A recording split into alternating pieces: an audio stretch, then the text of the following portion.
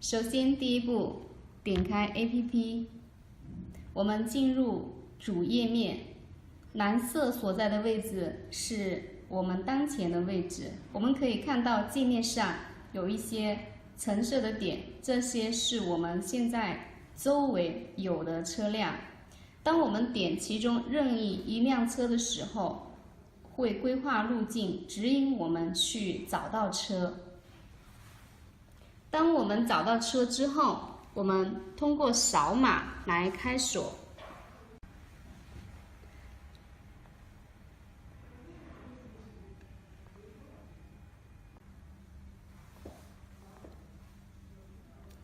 扫码成功后，车锁自动打开，可以开始骑行。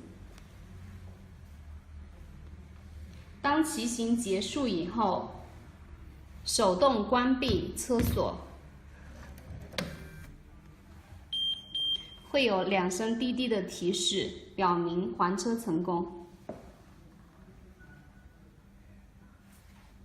这是一个测试版的初试样品，其他的功能根据客户的需求定制。